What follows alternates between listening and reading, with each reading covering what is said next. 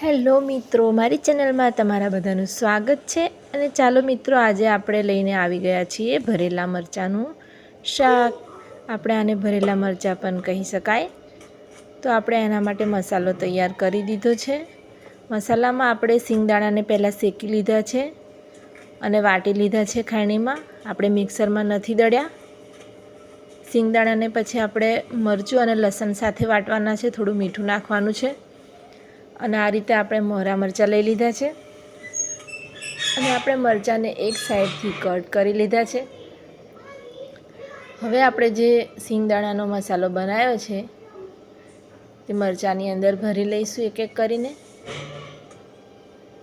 મિત્રો, તમે આ રેસીપી ના બનાવી હોય તો એકવાર બનાવીને જરૂરથી ટ્રાય કરજો। બહુ સરસ લાગે છે આ રોટલી કે ભાત સાથે પણ। અત્યારે ઠંડીની સિઝનમાં આ મરચાં એકદમ ફ્રેશ મળતા હોય છે। સિંગદાણાનો અંદર ભૂકો કરીને નાખવાથી આનો ટેસ્ટ એકદમ અલગ જ આવતો હોય છે। જો મિત્રો, આપણે મરચાં ભરી લીધા છે। હવે તેને એક લોઢીમાં શેકી લઈશું।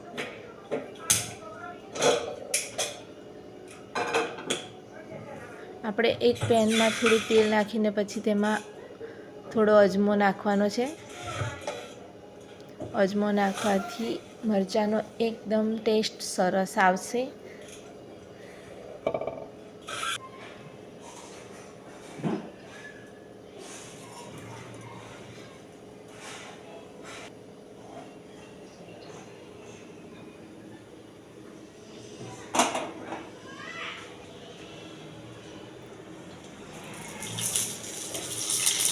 જો મિત્રો, આપણે એક એક કરીને બધા મરચાં હવે પેનમાં મૂકી દીધા છે।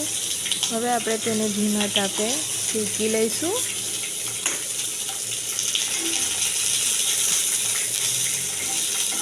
મિત્રો, મારી રેસીપી તમને પસંદ આવે તો લાઈક, શેર અને સબસ્ક્રાઈબ કરવાનું ભૂલતા નહીં। આપણે મરચાંને થોડી વાર ઢાંકી લીધા હતા।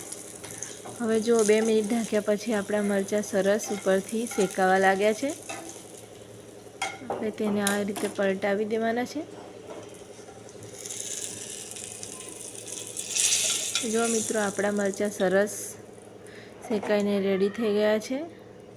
હવે આપણે તેને રોટલો, રોટલી કે પછી ભાત સાથે પણ ખાઈ શકાય છે। આ સ્વાદમાં એકદમ ટેસ્ટી લાગતા હોય છે।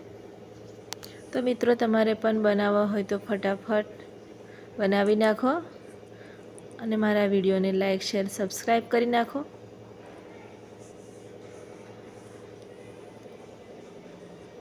હવે આવતા વિડીયોમાં મળીશું, ત્યાં સુધી બાય બાય।